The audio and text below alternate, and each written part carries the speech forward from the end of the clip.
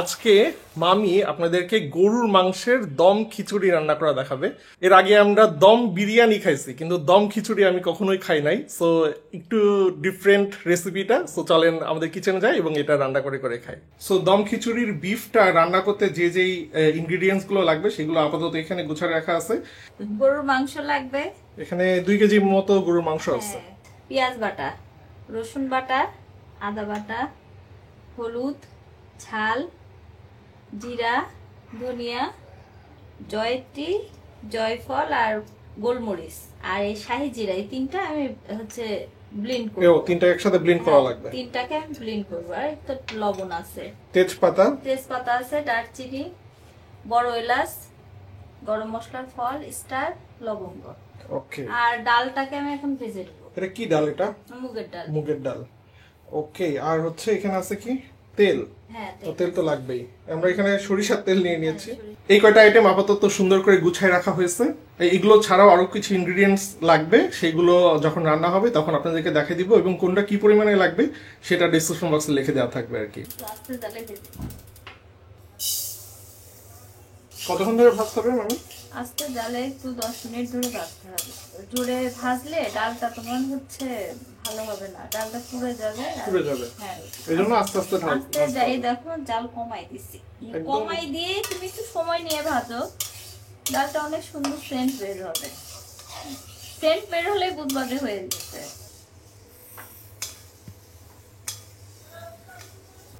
প্রথমে চলে আসলো সরিষার তেল, পেঁয়াজ চলে আসলো। সরিষার তেলের ভিতরে পেঁয়াজ দিলে ভুবড়ি উঠে একদম। পেঁয়াজটা দেখা যায় না। পেঁয়াজ দেখা যায় না। আর পেঁয়াজটা কি হালকা বাদামি আকারে ভাজতে হবে? হালকা হালকা ভাজো। শাহি জিরা দিব, শাহি জিরা, জয়ত্রী 2 কেজি মাংসের জন্য অর্ধেকটা, জয়ফল অর্ধেক 2 কেজি মাংসে। আচ্ছা। আর এই জয়ত্রীটা তোমার 1 চা চামচ। 1 চা চামচ। আর এটাও ওই হাফ চা চামচ মতো, সরি হাফ চা চামচ মতো। হাফ চা চামচ। আচ্ছা। ব্ল্যাক পেপার, কালো গোলমরিচ দিয়ে এটা আমি একটু পানি দিয়ে পেস্ট করব। পেস্ট করবেন? আচ্ছা।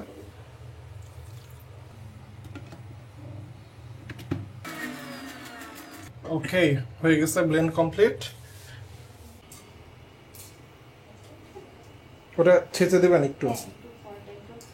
সবাই না অনেকে আছে আস্ত দেয়, আমার কাছে মনে হয় কি যে আস্ত দিলে ফ্লেভারটা আসে না, তাই তো? হ্যাঁ, আমার কাছে মনে হয় একটু মুখটা ফাটাই দিলে ফ্লেভারটা ভালো আসে। ব্যাস। এটা পেঁয়াজের কালারটা আসছে হালকা একটু ব্রাউনিশ সাইডের দিকে। তো এরকম অবস্থায় হলে ভাজা কমপ্লিট, তাই তো? এখন এই জিনিসগুলো চলে যাবে, মশলাগুলো চলে যাবে এর ভিতরে।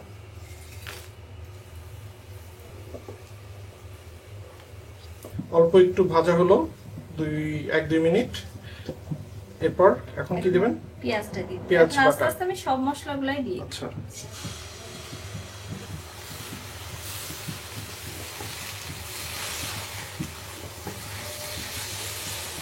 রসুন বাটা, আদা বাটা, হলুদের গুঁড়া, মরিচের গুঁড়া, মরিচ, মরিচ দেখলে তোমার ঝাল, লাল ঝাল, জিরার গুঁড়া আর ধনিয়ার গুঁড়া। আমার মনে হয় ওইটা আগে ধনিয়া ছিল, এটা পরেরটা জিরা ছিল।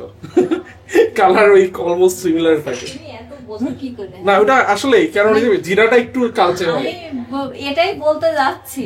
হ্যাঁ, এটাই বলতে যাচ্ছি। লবণ ব্লেন্ড করে রাখা যে ইয়েটা, সেটাও চলে যাবে এর ভিতরে।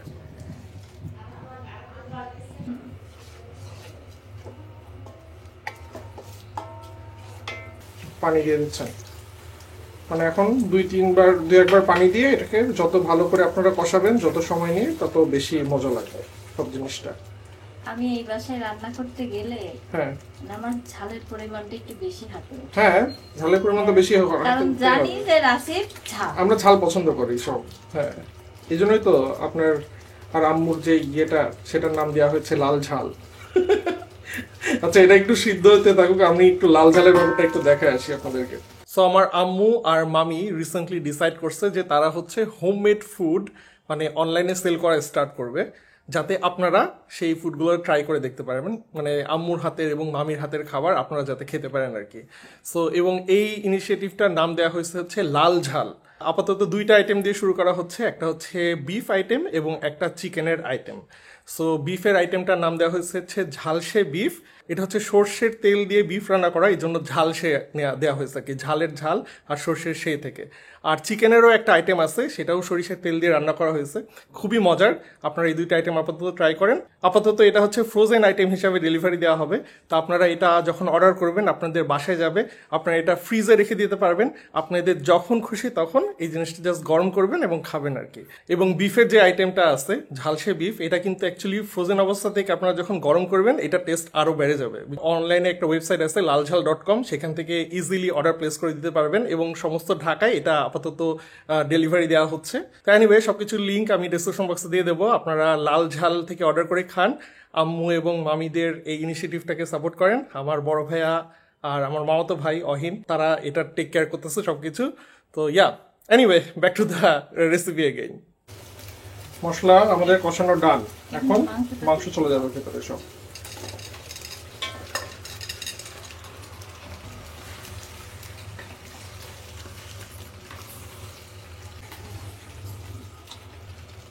এবার মাংস সিদ্ধ হওয়ার জন্য পানি দিয়ে এটাকে ঢেকে দিতে হবে। মাংস থেকে একটু পানি বের হবে। আচ্ছা, আমি জাস্ট অল্প একটু দিলাম যাতে নিচে না লেগে যায়। হ্যাঁ, নিচে না লেগে যায়। এখন আমি ঢেকে দিলাম, সিদ্ধ হতে থাকুক। হ্যাঁ সিদ্ধ হতে থাক। আমি একটু কষাই নিয়ে তারপরে পানি দিবেন। ওকে,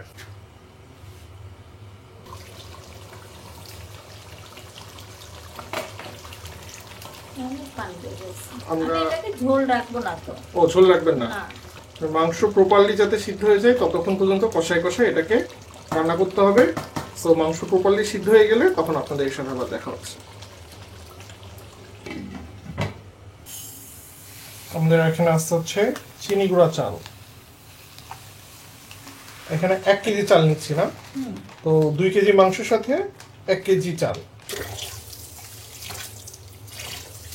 তো চালটাকে প্রথমে একটু মামি ভালো মতো ধুয়ে ফেলতেছে। এবার এর ভিতরে পানি দিয়ে এটাকে ভিজিয়ে রেখে দেবেন আপনি। আমি ডালটা ধুয়ে ওর মধ্যে একসঙ্গে দিয়ে রাখবো। আচ্ছা, এটা আপাতত পানিতে দিয়ে রাখো, আবার এখানে ডালটা ধুয়েও এর ভিতরে ডাল দিয়ে দেবেন আবার। হ্যাঁ, একসাথে দিয়ে দেব। এটা কতক্ষণ রাখতে হবে মামি? এই আধা ঘন্টা 20 মিনিট। মিক্সও করে দিলেন? That's nice. সেটা ভিজা থাকুক 20 মিনিট, আর 20 মিনিটের মধ্যে মাংস সিদ্ধ হয়ে যাচ্ছে, তখন দেখা হচ্ছে। সো মোটামুটি আমাদের মাংস সিদ্ধর পর্যায়ে হয়ে গেছে। হাঁড়িটা তুলে রাখা হচ্ছে, নাহলে এর ভিতর থেকে জিনিসটা বের হয়ে যাবে। এত পছন্দ তোমার? এটা খুবই পছন্দ আমার। আর এখন এর ভিতরে কি দেবেন মামি? আমার একটু কেওড়া দিব। কেওড়ার জল অল্প একটু। Okay. আর পছন্দ হলে দিবে, না হলে না দিবে। Okay. আর একটু চিনি। আর চিনি অল্প একটু।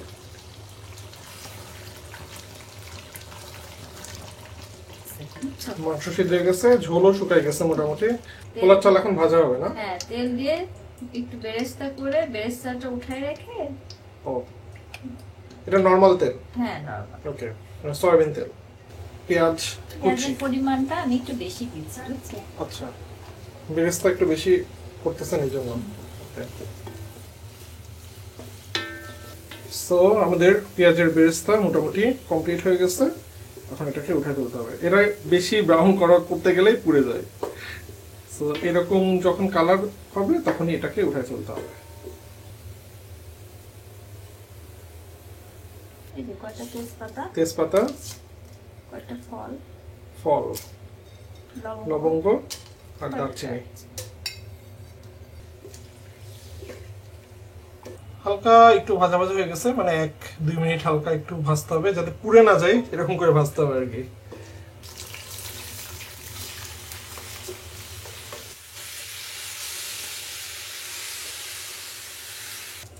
লবণ দিয়ে দিলাম। এই মানে মশলাটা দিয়ে একবারেই ভাজতে হবে, হ্যাঁ, তাই তো? একবারে। আচ্ছা, ওকে। হলুদের গুঁড়া, হলুদের গুঁড়া, অল্প একটু ঝালের গুঁড়া, এটা হচ্ছে ধনিয়া গুঁড়া, জিরার গুঁড়া আদা। আর আদা। ওরে কালার, নাইস কালার। শাহি জিরা আছে, এটাও এখন চলে যাবে।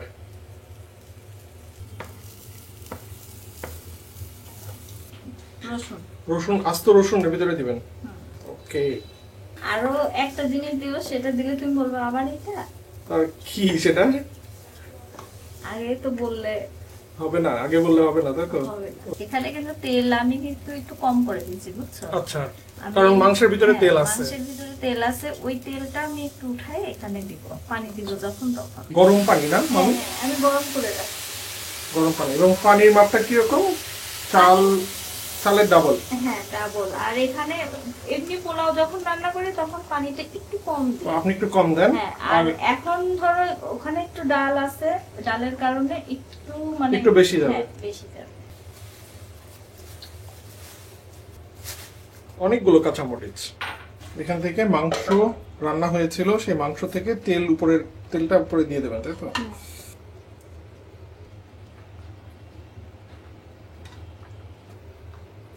মাংসের ঝোলটা কখন মিক্স করবেন মামি? আমি ভাতটা হয়ে গেলে ভাত হয়ে গেলে তারপরে ঝোল মিক্স করবেন।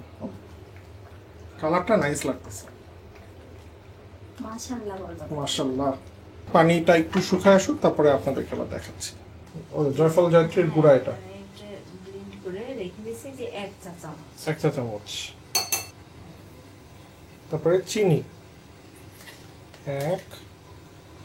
2 চা চামচ চিনি। যদি মাওয়া থাকতো এটা হচ্ছে মিল্ক পাউডার। মাওয়া দিতাম। ও, মাওয়া থাকলে মাওয়া দিতেন, কিন্তু এখন দিচ্ছেন মিল্ক পাউডার। বাসায় মাওয়া নাই, এই জন্য মিল্ক পাউডার। 2 টেবিল চামচ মতো।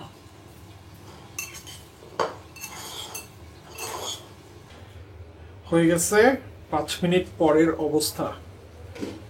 সব পানি চুষে নিয়েছে ভাত, এবং এখন ভাতটা ঝরঝরা হয়ে আছে। এখন এর ভিতরে কিভাবে কি করবেন, দমে দেবেন কি করে মামি? আজকে দম খিচুড়ি। আমি কখনো দম খিচুড়ির নাম শুনিনি। ধৈর্য ধরো। দম বিরিয়ানি নাম শুনছি, কিন্তু খিচুড়ি এই প্রথম। ওকে, ধৈর্য ধরছি আমি। সো এখন ভাতটাকে অর্ধেক আলাদা করবেন, তাই তো? কারণ এটা হচ্ছে লেয়ারে লেয়ারে সাজায়, তারপরে এটা দমে দিবে মামি। এখান থেকে এবার মাংসটা চলে যাবে ভাতের ভেতরে, এক লেয়ার। এবার এই লেয়ারের উপরে চলে গেল বেরেস্তার যে মিক্সটা করলো একটু আগে, সেটা। সেই তো ইউনিক, আসলে ইউনিক। তার উপরে চলে গেল খিচুড়ি, লেয়ার চলে গেল, এক লেয়ার কমপ্লিট। আবার সেকেন্ড লেয়ারের কাজ এবার। তো হয়েই তো গেছে, মাখায় খাইনি আমরা। না না, এটা তো যে এখন দমে থাকবে না। ও, ঘি চলে আসলো উপরে। ওয়াও। তারপর আবারও মাংস, সেকেন্ড লেয়ারে আবারও মাংস।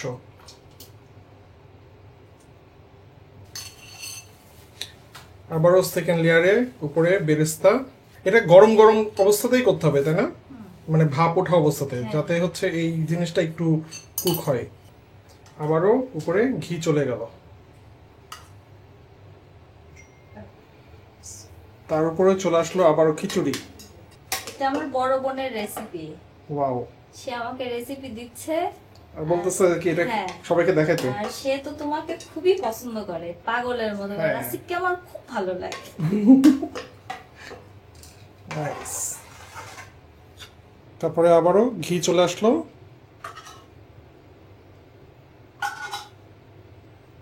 এবং লাস্টলি একটু বেরেস্তাটা উপরে চলে আসলো। এই যে তাওয়া চলে আসলো দমে দেওয়ার, এর উপরে চলে আসলো খিচুড়ি, ঢাকা হয়ে গেল।